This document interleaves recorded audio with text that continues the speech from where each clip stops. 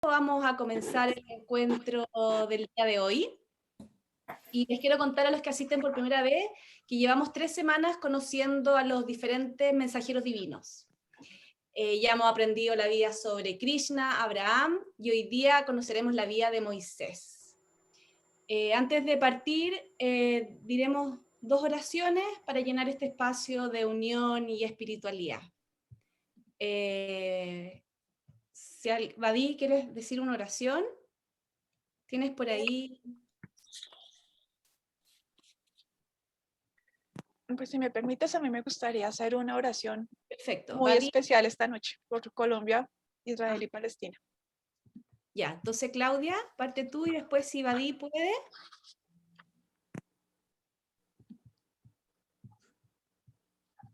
Dale, Claudia.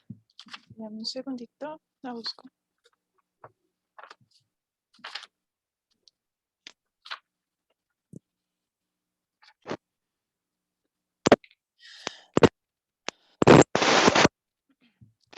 Oh Dios, mi Dios, ilumina la frente de tus verdaderos amantes y sosténlos con las huestes angelicales del triunfo seguro.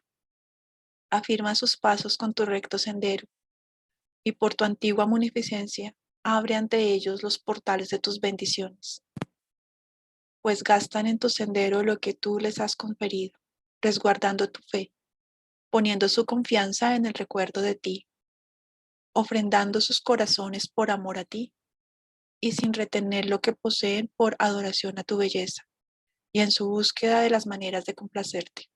Oh mi Señor, ordena para ellos una porción abundante, una recompensa especial y un premio seguro. Verdaderamente tú eres el sostenedor, el auxiliador, el generoso, el munífico, el conferidor eterno.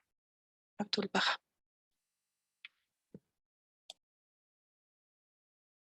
Tu nombre es mi curación, oh mi Dios, y el recuerdo de ti es mi remedio. La proximidad a ti es mi esperanza y el amor por ti es mi compañero. Tu misericordia hacia mí es mi curación y mi socorro, tanto en este mundo como en el venidero. Tú verdaderamente eres el todo generoso, el omnisciente, el sapientísimo. Bahá'u'lláh.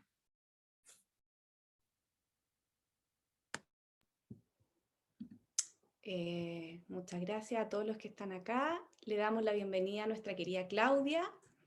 Les pedimos por respeto a ella que mantengan sus micrófonos apagados hasta terminar la exposición y después pueden ahí hacer sus preguntas o hacer algún comentario cuando Claudia termine. Así que Claudia, todo tuyo este espacio. Muchas gracias. Como siempre, muy buenas noches. Muchas gracias a María del Carmen y a Carolina por esta invitación y por recibirme tan bonitas en su espacio cada martes. Bueno, esta ya es la tercera. Entonces vamos con Moisés. Pero vamos a hacer un recorderis que la vez pasada no lo hice y tienen toda la razón, hacía falta. O sea, estamos siguiendo una secuencia de la revelación progresiva y es un principio que desde mi punto de vista es absolutamente maravilloso reconocerlo, y en la fe Bahá'í lo tenemos afortunadamente. Más o menos para entenderlo, vamos a hacer como esa analogía de cuando estábamos en el colegio, o cuando estábamos empezando a estudiar. Entonces, que en el primer año teníamos un maestro que nos enseñaba, por ejemplo, a hacer las bolitas, los palitos para aprender a escribir. Y al siguiente año ya era otro maestro que nos enseñaba de pronto a sumar. Y al siguiente año era otro maestro que nos enseñaba. En la medida que íbamos avanzando, los maestros iban cambiando también. Y aunque pudiese ser el mismo maestro, lo que nos enseñaba era de un nivel superior. Entonces, aquí traigo una cita del texto La promulgación de la paz universal, que dice: considerad cómo Abraham predijo la venida de Moisés, y Moisés encarnó la declaración abrahámica, y Moisés profetizó el ciclo mesiánico, y Cristo cumplió la ley de Moisés. Es evidente, por tanto, que las santas manifestaciones que fundaron los sistemas religiosos están unidas y de acuerdo. No hay diferenciación posible en sus misiones y enseñanzas. Todos son espejos que reflejan la realidad y todos promulgan la religión de Dios. Entonces, lo que estamos estudiando estos martes es cómo irlos conociendo a cada uno de ellos en el contexto de la época en que llegaron, el mensaje, que transmitieron un poquito de su vida. Y la idea es justamente que a medida que vamos avanzando, vamos a ir identificando ciertas características que son comunes, ciertos elementos que empezamos a ver que se parecen, están de pronto dichos de una manera un poquitín diferente porque responden a una época diferente. Entonces aquí, en este grafiquito, entonces vemos esa línea de tiempo. Entonces ya estudiamos a Abraham, ya estudiamos a Krishna, ya hoy vamos con Moisés y ahí sigue pues la secuencia hasta que lleguemos hasta el Bab y Bajaula. Un poco vamos a volver al contexto de lo que estudiamos la sesión pasada.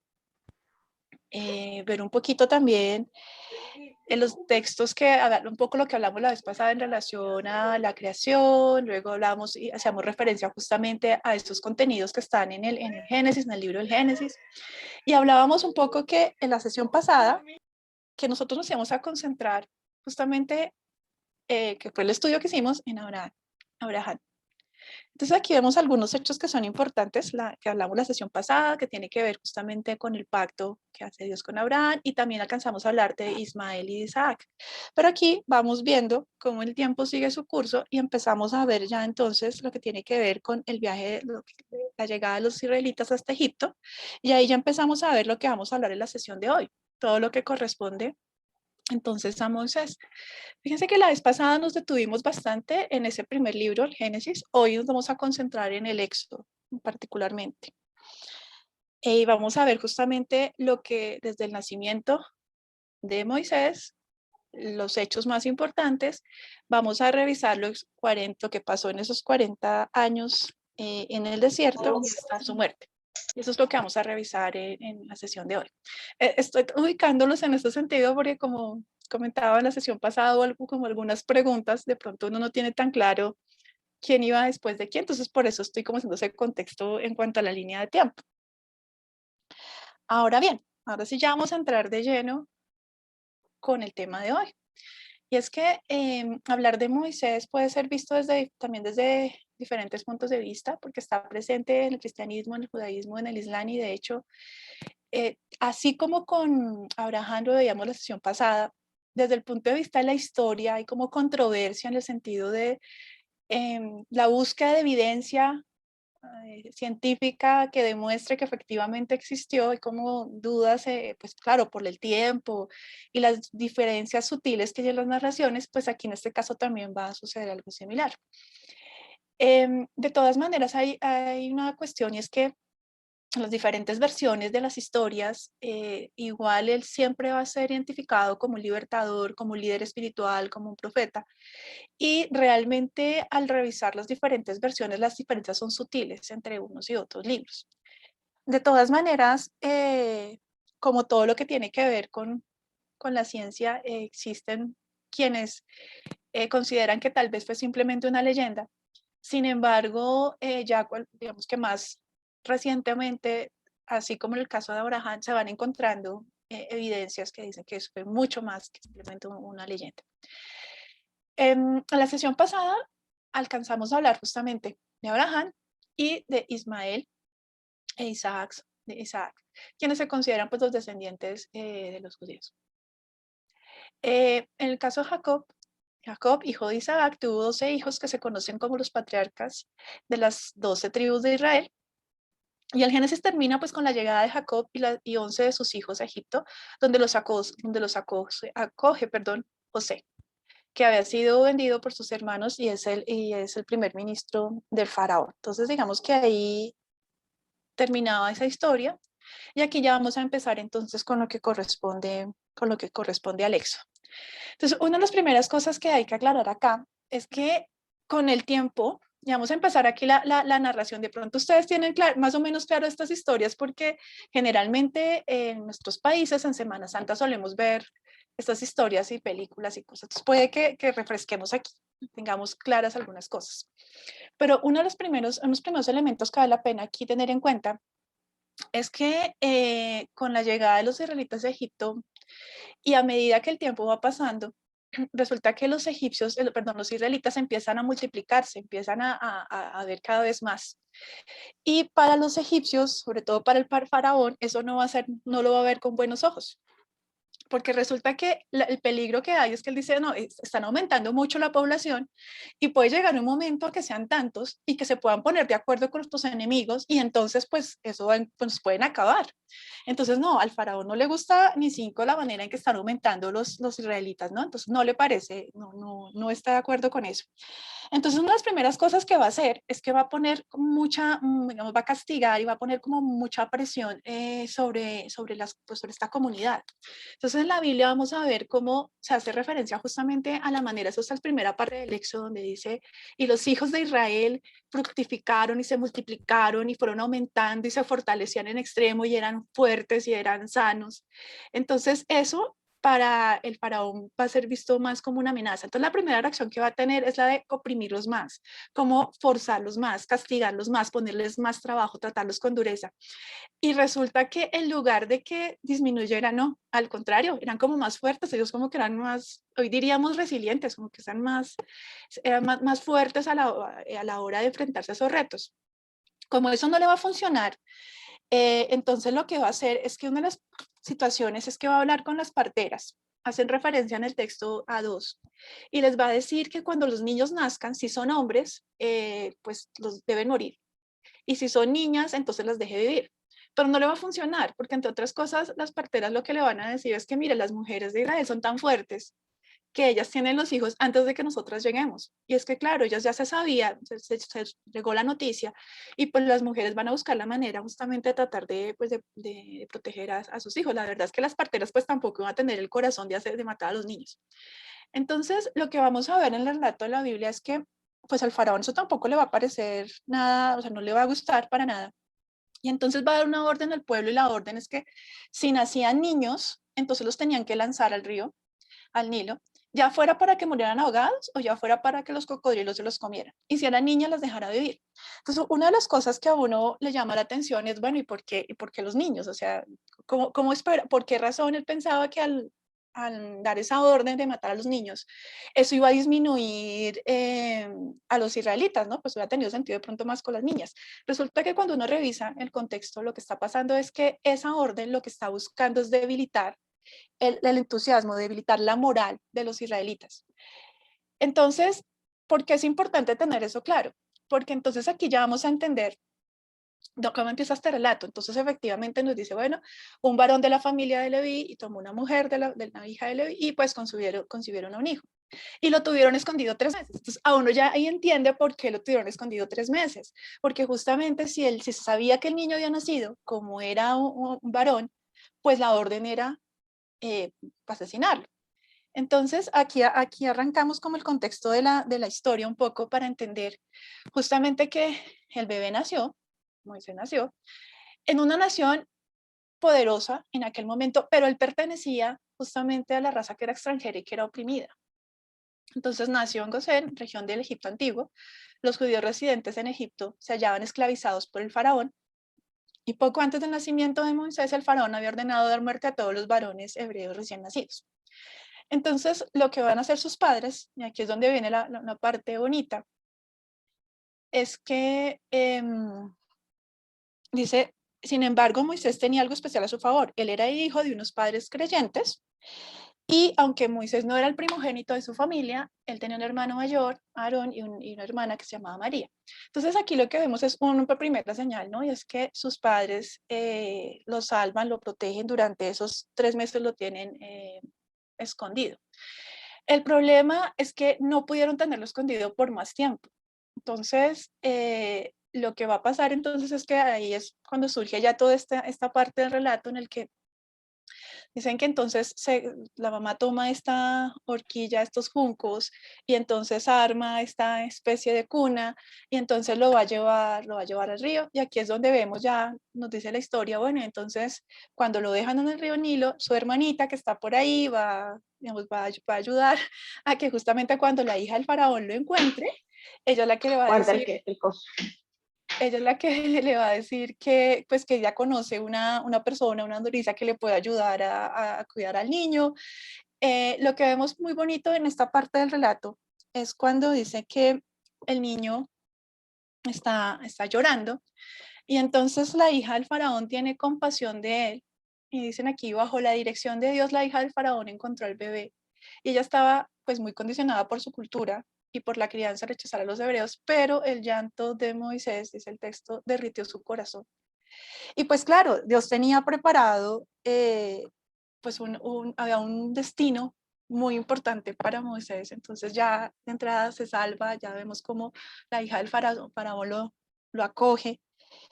Y entonces su hermanita María, la que le dice a la hija del faraón, mire, yo conozco, yo le puedo llamar a la nodriza para que venga y se haga, pues le ayude con el niño. Y pues obviamente la nodriza es la mamá, ¿no? Entonces la doncella va y llama a la mamá de Moisés y justamente pues ella va a ayudar a criarlo. Entonces, aquí hay un detalle, es cuando ya la hija del faraón le da el nombre de Moisés porque fue salvado de las aguas. Entonces aquí ya vemos, digamos, esta parte del relato nos lleva justamente a un hecho, digamos, muy, muy importante. Es que a pesar de la orden del faraón, las cosas se dan de tal manera que pues que el niño es salvado a pesar de ese momento que se está viviendo, ¿no? Tan difícil. Y como de todas maneras, quien lo protege, la hija del faraón, pero además esa parte que dice que el niño lo enterneció pues con su llanto. Existen algunas, digamos, versiones sobre que cuando Moisés nació, por ejemplo, dice que su mamá biológica no tuvo dolores de parto y que cuando él nació, pues que era un niño, además que era muy bonito, que era, lo describen como un niño, pues todos los bebés para sus mamás son lindos, pero particularmente dicen que Moisés era muy bonito, que su rostro era muy lindo. Y que eso también hizo que cuando la princesa lo vio, pues eso le llegara al corazón, que era un niño lindo y con una sonrisa muy, muy bonita. Entonces, aquí ya lo que vamos a ver en el relato como tal es que, bueno, el niño crece y él como que a medida que va creciendo adquiere simpatía por los israelitas. Entonces, en el relato como tal, lo que entonces es que, bueno, ya pasaba el tiempo, ya él creció, ya está grande, pues un buen día él salió. Y es aquí cuando viene el momento en que él ve cómo son tratados los israelitas, la manera en que son cruelmente tratados, los trabajos tan duros que tienen que hacer y además también los castigos a los que son sometidos. Y es que tengamos presente que de todas maneras, para los egipcios y particularmente para el faraón, pues él lo que quería era mantenerlos controlados, ¿no? Era la intención. Entonces ahí hay un trato muy cruel hacia ellos. Entonces aquí ya viene la parte en que justo él observa cómo es maltratado una persona en particular y entonces reacciona de una manera violenta y es allí pues cuando toma la vida de un egipcio y él lo esconde. Esto va, va a ser, digamos, un hecho bastante importante porque eso va a marcar la salida de Moisés de Egipto. Obviamente, él lo hizo por defender a su gente, pero entonces al día siguiente, cuando él sale y ve a dos hebreos que están como discutiendo y él le hace el reclamo, venga, pero usted, ¿por qué le está pegando? La respuesta de uno de ellos es, bueno, ¿y usted quién lo puso aquí de príncipe? O sea, ¿usted quién lo puso aquí como de jefe? ¿Acaso me va a matar así como mató al egipcio? Y eso también fue una cosa que lo impactó mucho, es decir, la intención de él en un momento dado era como proteger o defender a alguien de su pueblo. Sin embargo, la manera en que fue interpretado, pues, digamos que tampoco fue lo que él esperaba y de todas maneras es un evento bastante, digamos, bastante fuerte. Cuando el faraón se entera de lo que pasó, pues, por supuesto que no le cayó nada en gracia, ¿no? Entonces la orden es, pues, hay que matar a Moisés. Pero él se adelantó y salió de Egipto. En esta parte del relato lo que nos dicen es que él sale y llega hasta un pozo y allí se va a encontrar con las 7 hijas de un sacerdote de Madián que iban por agua, porque pues era una tribu pues, que ellos tenían a cargo de ovejas. Entonces ahí se van a dar cuenta que cuando ellos llegan, los pastores pues también como que no las dejan a ella tomar el agua y hay ahí como un conflicto, pero él se levanta y las defiende. Entonces aquí nuevamente vemos como esa, de todas maneras, el trasfondo, ¿no? De esa intención que él tiene como muy en su interior de proteger al débil, ¿no? De ponerse en medio y protegerlo. Entonces, ellas pues obviamente recogen el agua y van donde su papá y entonces le cuentan pues lo que pasó, que un varón egipcio las había defendido de otros pastores que habían podido justamente darle de beber a las ovejitas. Entonces el papá les dice, venga, pero ¿y dónde está? O sea, que lo dejaron, las defendió y como que lo dejaron, a ver, pues no, dígale que venga. Y entonces lo invitaron a comer, lo atendieron, obviamente, de todas maneras estaba agradecido porque pues él había, sin tener por qué hacerlo, pues había defendido a sus hijas. Entonces aquí es donde nos dice el relato, bueno, entonces lo invitaron a comer y en el entretanto, bueno, la cuestión es que ahí termina él comprometido con Séfora, que es una de las hijas, y posteriormente va a tener un hijo con ella, o sea que se va a quedar ahí, va a ser parte de la familia. Entonces ya ahí la cosa toma un rumbo interesante.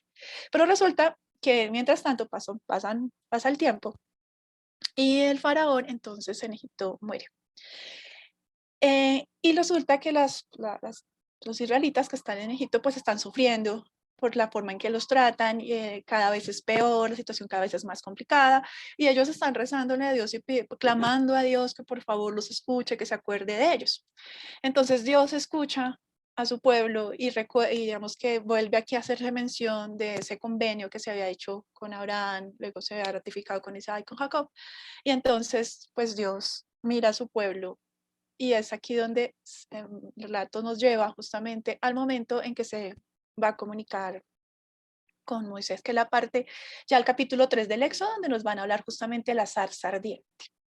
Entonces, pues él está ahí, Moisés muy juicioso, haciendo el trabajo que es con su nueva familia, que tiene que ver con justamente las ovejitas, cuidar las ovejas. Y estando en eso, dice el relato, que el ángel de Jehová se apareció en una llama de fuego, en una zarza, y pues que él la vio y quiso ver, pues porque no se consumía, porque eso seguía prendiendo y no se consumía, y se fue acercando a ver qué era lo que pasaba, pues obviamente le dio curiosidad. Y entonces cuando él se va acercando, va a escuchar una voz que le dice, Moisés, Moisés, y él dijo, pues, heme aquí, no te acerques, quítate tu calzado de tus pies, porque el lugar que tú estás es tierra santa. Y pues, y dijo, yo soy Dios de tu padre, Dios de Abraham, Dios de Isaac, Dios de Jacob. Entonces Moisés cubrió su rostro porque tuvo miedo, pues, de mirar directamente. Aquí hay unos aspectos que son, digamos, que llaman bastante la atención. El hecho, por ejemplo, de quitarse los zapatos, quitarse el calzado porque es tierra santa. Y vemos cómo es, por ejemplo, un elemento que aún hoy en día se mantiene en varias religiones, en varias culturas, ¿no? De quitarse el calzado y en ciertos lugares. Pero además también el hecho de no mirarlo, porque pues de todas maneras esa humildad además responde con esa humildad, ¿no? Eso es bien importante resaltar acá. Dijo luego, Jehová, bien he visto la aflicción de mi pueblo que está en Egipto y he oído su clamor a causa de pues, la forma que se están tratando. Pues he conocido sus angustias y he descendido para librarlos de la mano de los egipcios y sacarlos de aquella tierra a una tierra buena y ancha, a tierra que fluya leche y miel, a lugares del cananeo, del eteo, del amorreo, del fereceo, del heveo, del uveseo. El clamor pues de los hijos de Israel ha venido delante de mí y también he visto la opresión con que los egipcios los oprimen. Ven por tanto ahora y te enviaré al faraón para que saques de Egipto a mi pueblo, los hijos de Israel. Entonces, en esta parte empezamos ya a ver cómo dice, bueno, Dios escucha a su pueblo y ahora nos va a sacar. ¿Y quién va a ser el mensajero? ¿Quién va a ser el encargado? Pues Moisés. Pero si ustedes se dan cuenta, todo el relato, los eventos últimos que hemos revisado, es que él ya en su espíritu tenía como esa fuerza para querer justamente proteger, proteger a quien lo necesita, proteger al que está vulnerado, de alguna manera ponerse entre el opresor y el oprimido para ayudarlo. Y pues aquí ya en esta parte pues se hace todavía más evidente, ¿no? Que esa va a ser su misión. Sí, entonces Moisés respondió, ¿quién soy yo para que vaya donde el faraón y saque saque de Egipto a los hijos de Israel. Pues obviamente la duda, ¿no? Porque miren las condiciones en que salió. Ahora él está justamente como con las ovejas, está apartado, o sea, ¿cómo iba a hacer eso? Y él le respondió que esta parte es clave: ve, porque yo estaré contigo, y esto te será por señal de lo que yo te he enviado. Cuando hayas sacado de Egipto al pueblo, serviréis a Dios sobre este monte. Entonces aquí lo que me invito a que reflexionemos, mire que la naturaleza humana, ¿no? De dudar, pero ¿quién soy yo? O sea, yo no soy nadie para enfrentarme a un faraón. O sea, todas las dudas, todos los miedos que pueden haber surgido ahí, pero la respuesta de Dios es contundente: ve, porque yo estaré contigo. Entonces ahí también empezamos a ver justamente la confianza en Dios y en el relato como sigue. Entonces dijo Moisés a Dios: he aquí que yo llego a los hijos de Israel y les digo: el Dios de vuestros padres me ha enviado a vosotros. Si ellos me preguntan cuál es su nombre, ¿qué les responderé? Entonces, esta es una parte clave que en este relato y que va a tomar mucha fuerza, digamos, en adelante. Dice, y respondió Dios a Moisés: yo soy el que soy. Y dijo: así dirás a los hijos de Israel: yo soy, me envió a vosotros. Entonces, a veces parece un poco como uno dice, pero ¿cómo así que yo soy el que soy? Pero es que de alguna manera también nos está diciendo que no hay otro igual, o sea, Él es, yo soy el que soy, todo pues. Y esta parte vamos a tenerla muy, muy presente, porque justamente esto va a dar lugar después a otros aspectos que son muy valiosos. O sea, cuando Dios dice: yo soy el que soy. Además dijo Dios a Moisés: así dirás a los hijos de Israel: Jehová, el Dios de vuestros padres, el Dios de Abraham, el Dios de Isaac y el Dios de Jacob, me ha enviado a vosotros. Este es mi nombre para siempre. Con él se me recordará por todos los siglos. Ve y reúne a los ancianos de Israel y diles: Jehová, el Dios de vuestros padres, el Dios de Abraham, el Dios de Isaac y de Jacob, me apareció diciendo: en verdad os he visitado y he visto lo que os hacen en Egipto. Y he dicho: yo os sacaré de la aflicción de Egipto, a la tierra del cananeo, del eteo, del amorreo, del fereceo, del heveo, del jebuseo, a una tierra que fluya leche y miel. Y oirán tu voz, e irás tú y los ancianos de Israel al rey de Egipto, y le diréis: Jehová, el Dios de los hebreos, nos ha encontrado. Por tanto, nosotros iremos ahora camino de 3 días por el desierto, para que ofrezcamos sacrificios a Jehová nuestro Dios. Aquí ya la cosa se vuelve ya, o sea, de estructura. O sea, esto es lo que va a pasar: usted va a ir, los va a decir, y además le va a decir al faraón que ustedes se van a ir esos 3 días justamente a hacer adoración. O sea, obviamente, si uno se pone a pensar en la época y en el momento, debió haber sido muy fuerte, nada más el hecho de ver la zarza ardiente, pero además la misión que se le está entregando en este momento, ¿no? Porque eso significaba volver a Egipto y enfrentarse a lo que él conocía y sabía lo que eso podía implicar. Incluso sabía que pues su vida, inclusive porque el faraón pues lo quería matar a raíz de lo que había sucedido antes. En el texto nos dice en Éxodo 3:15 que: más yo sé que el rey de Egipto no os dejará ir sino por la mano fuerte, pero yo extenderé mi mano y heriré a Egipto con todas mis maravillas que haré en él, y entonces os dejará ir, y yo daré a este pueblo gracia ante los ojos de los egipcios. Luego lo que va a pasar, que yo creo que es como apenas, dice uno, natural, pues es que hay duda, obviamente. O sea, Moisés dice: pero pues ¿cómo van a creer en mí? O sea, que llego yo y les digo eso, y ¿será que eso sí va a ser suficiente? Y es como una duda natural, ¿no? De todas maneras, él, a pesar de todo lo que está viendo y lo que está sucediendo,